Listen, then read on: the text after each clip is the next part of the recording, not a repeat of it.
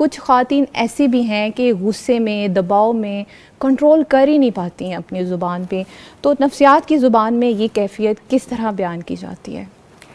جی السلام علیکم رحمۃ اللہ۔ وعلیکم السلام۔ جی ایکچولی ایسی جو کنڈیشن ہوتی ہے اس کی کوئی سائیکالوجی میں اسپیسیفک ٹرمز تو نہیں ہوتی، لیکن ان کو ہم ایک ذرا براڈر کیٹیگریز میں ضرور ایکسپلین کر سکتے ہیں۔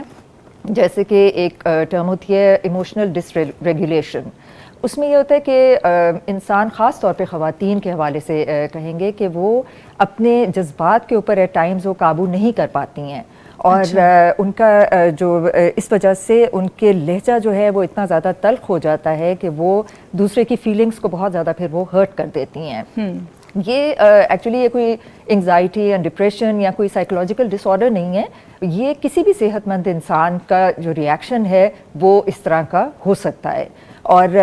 اس کو پھر وہی بات ہے کہ اسٹریس میں یا کوئی ایسی سچویشن ہو اس میں پھر وہ اس طرح سے بیہیو کر لیتی ہیں۔ پھر ایک اور ٹرم ہے جس کو کیا کہتے ہیں کہ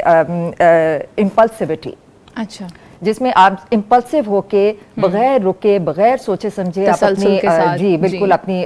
بات کر دیتے ہیں، اور ظاہر ہے جب آپ سوچے سمجھے بغیر بات کریں گے تو اس میں غلط بات بھی آپ ضرور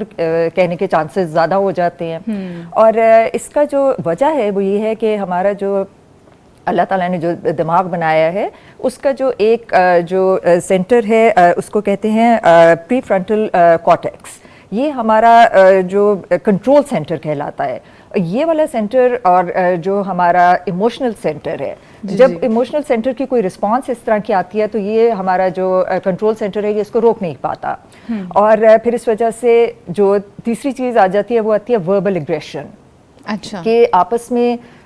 اور جب بات کی جاتی ہے غصے میں یا سٹریس میں تو اتنی زیادہ تلخ بات ہوتی ہے، کسی کو کرٹیسائز بھی کر دیا جاتا ہے، انسلٹنگ بیہیویئر ہو جاتا ہے، یا پھر کسی کو تانا دے دیا جاتا ہے، ڈومینیٹ کرتے ہیں، ڈیروگیٹ کرتے ہیں، بالکل ڈیروگیٹ کرتے ہیں، ڈیروگیٹری